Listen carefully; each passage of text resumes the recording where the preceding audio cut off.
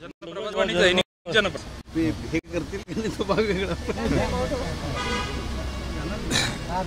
श्रमिक पत्रकार संघाचे अध्यक्ष आणि सगळ्या श्रमिक पत्रकारांचं एक आधारस्थान संजय भोकरे आणि डिजिटल मीडियाचा आता नव्याने अध्यक्ष झालेला सिद्धार्थ भोकरे यांनी सांगलीमध्ये जम बसवल्यानंतर थोडं पुण्याकडे सरकणं सुरू केलं. तिथे बऱ्यापैकी जम बसल्यानंतर आता त्यांनी कोल्हापूरला आज त्यांच्या जनप्रवासच्या दैनिकाचं प्रकाशन करायचं ठरवलं आहे. आम्हा सगळ्यांचं त्यांच्यावर धाक म्हणून नाही, कारण बऱ्याच वेळा धाक म्हणून प्रेम असतं, तर मनापासून प्रेम आहे. कारण ते कोणाला सोडत नाहीत आणि तोच वर्तमानपत्राचा बाणा असायला पाहिजे की जे खरं आहे ते खरं आहे, ते खोटं आहे ते खोटं आहे. त्यामुळे आज सांगली जिल्ह्याच्या प्रवासामध्ये सांगली आणि तासगाव केलं कार्यक्रमाला आलो आणि पुन्हा पलूसला चाललेलो आहे. अनेकांनी आश्चर्य व्यक्त केलं, पण ते नातंच असं आहे की ज्यामुळे ऑल द वे यायला लागलं. मी त्यांना खूप शुभेच्छा देतो. काही पेपर्समध्ये सर्वसामान्य माणसाला त्याची बातमी सापडते. जनप्रवासाचं ते वैशिष्ट्य आहे की बारीक बारीक बारीक बारीक बातम्या की ज्यात त्या माणसाला वाटतं माझी बातमी आली आहे. असं कोल्हापूर जिल्ह्यातल्यासुद्धा बऱ्याच छोट्या छोट्या घटना, जो अलीकडे मीडियाला माझा आग्रह आहे की तुम्ही प्रकरणं काढा, त्यातून एक दंडशक्ती म्हणून काम करा, तो तुमचा रोल आहे. पण चांगल्या कामाला प्रोजेक्शन खूप द्या. आता इथे नसीमा हुर्जुक आहेत. नसीमा हुर्जुकांनी हेल्पर्स ऑफ द हँडिकॅप इतकं उभं केलं ते जगप्रसिद्ध झाल्या. साकावरची खुर्ची नावाचं पुस्तक घातलं आणि त्यांना अचानक प्रश्न काढून टाकलं. मग मी त्यांच्या मागे उभं राहिलो. म्हटलं दीदी इस आयु में भी नया संघटन सुरू. त्यांनी आता साहस नावाचं नवीन संघटन सुरू केलं अपंगांसाठीच. कागलला आम्ही जागा घेतली आहे, बांधकाम सुरू झालेलं आहे. मग इकडे आमच्या अनुराधा भोसले आहेत, कांचनताई गेल्या. पण कसं माणसाने नवीन ग्रुप फॉर्म करायचा, सगळी स्वयंसिद्धा उभी आहे, अशी एक मोठी यादी चांगल्या कामाची आहे. त्याला पण प्रोजेक्शन संजयजीने दिलं पाहिजे असं मी अपेक्षा करतो. आपल्या फ्रेंड लिस्टमध्ये संजय नावाचे आपले अतिशय चांगले मित्र आहेत. भोकरे साहेब असतील, राऊत साहेब आहेत. यंदा जशा तुम्ही शुभेच्छा दिल्या, संजय राऊत थोडे आजारी आहेत असं त्यांनी एक पत्रक काढलं. नाही संजय नाही तर माझगावकरांसारख्यांचे पण सारखे पण अनेक मित्र आहेत आमचे. पण संजय राऊत आजारी आहेत हे ऐकून थोडंसं अस्वस्थता आली. याचं कारण महाराष्ट्राची संस्कृती ही राजकारणाच्या पलीकडे एकमेकावर प्रेम करणारी आहे आणि त्यामुळे मला काही कळलंच नाही आहे की नेमकं काय झालं आहे. त्यांनी स्वतःच पत्र ट्विट केलं आहे की मला आता 2 महिने तुम्हाला भेटता येणार नाही. याचा अर्थ काहीतरी सिरियस आहे. तर परमेश्वर त्यांच्या प्रकृतीला आराम देवो. याचं कारण कोणी कितीही आपल्यावर टीका करणारा असला तरी माणूस म्हणून त्याच्याबद्दलच्या सद्भावना हे कायमच असायला पाहिजे. महाविकास आघाडीचा एक मोर्चा आहे मुंबईमध्ये मत चोरीच्या संदर्भात. काल राज ठाकरेंनी जी सभा घेतली किंवा मेळावा घेतला त्यामध्ये 3 डेमो केले. मतचोरी कशी होऊ शकते, एकूणच ह्या संपूर्ण प्रकरणाकडे तुम्ही कसं बघता? उद्याच्या मोर्चा संदर्भात काय कसं आहे की आता राजसाहेब त्या ग्रुपमध्ये जोडले गेले आणि राजसाहेबांवर तर कॉलेज विद्यार्थी असल्यापासून माझं इतकं प्रेम आहे की नॉर्मली कोणावरच मी निगेटिव्ह बोलत नाही. मग राजसाहेबांवर कधी निगेटिव्ह बोलत नाही. पण ते आज गेले त्या ग्रुपबरोबर. पण जो ग्रुप आहे पवारसाहेब, उद्धवजी आणि काँग्रेसमध्ये कोणा एकाचं नाव घेता येत नाही म्हणून मग वडेट्टीवार, नाना पटोले यांना लोकसभेला EVMमध्ये घोटाळा वाटत नाही, लोकसभेमध्ये मतचोरी वाटत नाही आणि मग विधानसभेत वाटते.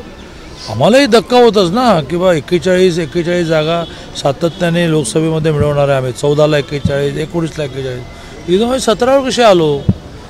आमच्या मनामध्ये संशय येतो.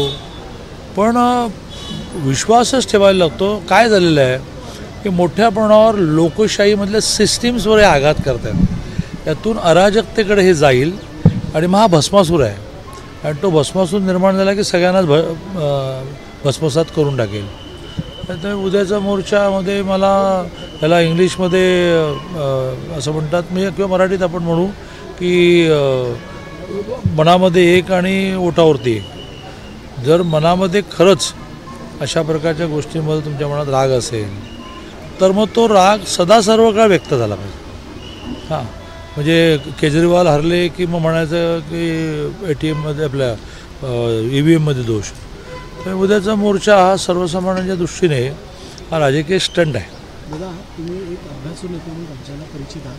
बारीक सारीक गोष्टींवर तुमचं बारीक लक्ष असतं.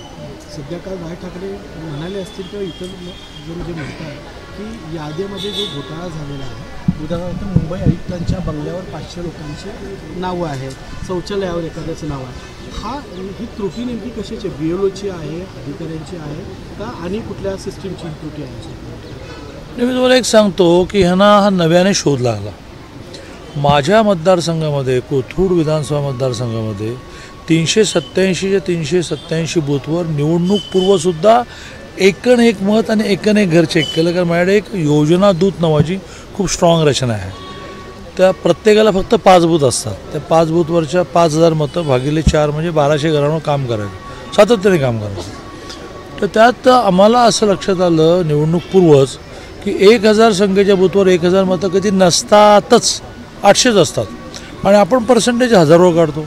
हजारोवर काढलेलं की ते 42% येतं, 52% येतं, अस्वस्थ होतं. ते काय लोकशाही, अरे 800वर काढा ना बाबा, तर ते 82% येतं, 92% येतं. आणि त्यामुळे मृत मनावं काढली न जाणं, तर का काढली जात नाही मोठा प्रश्न आहे. काढली न जाणं, पत्ते बदलले जाणं, नोकऱ्यांमुळे पत्ते बदलले जाणं, हे पर्सेंटेज मोठं आहे. आता येऊया ते 108, 110 वगैरे विषयामध्ये. हा एक मोठ्या प्रमाणावर विशेषतः नगरसेवक म्हणून लढवणारे जे असतात ते गावाकडे मतदान असणारे पण नोकरीनिमित्ताने शहरात येणारे यांची नावं नोंदवतात. आता सॉफ्टवेअरला माणसासारखं डोकं नाही ना, त्यामुळे चंद्रकांत बच्चू पाटीलमध्ये CHAND असं लिहिलं आणि त्या CHANDमध्ये CHAA लिहिलं, तर सॉफ्टवेअर 2 नावं आयडेंटिफाय नाही करत. आता ह्याच्यामुळे बरीच नावं ही गावाकडे असतात आणि शहरात असतात. याला आपण दुबार मतं म्हणू. आता काल निवडणूक आयोगाने चांगलं घोषित केलेलं आहे की जर वेगळ्या पक्षांनी दुबार नावं आयडेंटिफाय करून दिली तर त्याच्यापुढे एक मार्क असेल आणि त्या मतदाराला आल्यानंतर एक ॲफिडेविट द्यावं लागेल की मी एकाच ठिकाणी मतदान करेन. पण असा तो जरी चुकीचंच आहे, दुबार मतं हे चुकीचंच आहे आणि ती काही ठिकाणी खूप आहेत. त्यामुळे ती दुबार मतं काढण्याची, आता ते मला पुन्हा एकदा हे दुतोंडी कशी आहेत की बिहारमध्ये हे यादी शुद्धीकरण केलं तर ह्याला नको आहे, महाराष्ट्रात हवं आहे. 5 राज्यांमध्ये यादी शुद्धीकरण घोषित केलं तर त्यांना पोटात दुखलं आणि महाराष्ट्रात हवं आहे. कारण त्यांना महाराष्ट्रात माहिती आहे की असं सुपडा साफ होणार आहे स्थानिक स्वराज्याचं. मी आता सकाळपासून सांगली जिल्ह्यामध्ये तासगावसारख्या ठिकाणी 4000ची सभा होते. मी काय असं मोठा वक्ता नाही आहे ना, पण लोक महायुतीला सगळ्या स्थानिक स्वराज्य संस्थांमध्ये निवडून आणण्यामध्ये इतके इगर आहेत की कधी एकदा निवडणूक होते. मग यांना निवडणूक लांबवायची आहे, लांबून काय होणार आहे. दादा, सांगलीतला प्रश्न आहे. सुधीर गाडगीळांनी झाला सगळे क्लिअर झालं, सगळे त्यांचा जो राग आहे तो नाही कोणाला. तुम्ही वर्तमानपत्राने राग आहे की निष्ठावंत कार्यकर्त्यांची बाजू घेण्याची. तुम्ही वर्तमानपत्रवाल्यांनी कितीही भारतीय जनता पार्टीमध्ये पुण्यात, सांगलीमध्ये, मुंबईमध्ये, कोल्हापूरमध्ये रोज छापताय की इथल्या पार्टीमध्ये मतभेद, सगळे आम्ही एन्जॉय करतो कसले मतभेद. तसं तुम्ही सांगलीच्या बाबतीत काही म्हणा, असं आहे की सुधीरदादांनी वर्तमानपत्रांना पत्र द्यायला नको होतं, पण त्यांच्या मनामध्ये हे येणं स्वाभाविक आहे ना. किंवा नवीन लोक येत आहेत, जुन्यांचं काय.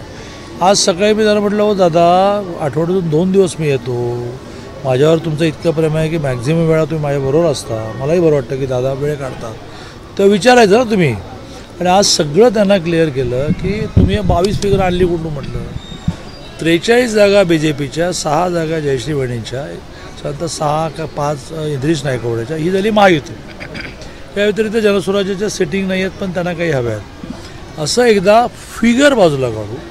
फिगरवाल्यांनी नावं सर्वेमधून फायनल करायचे आहेत, तर रिझर्वेशन पडल्याशिवाय सर्वे करतायत. मग त्यांना क्लिअर झालं. म्हटलं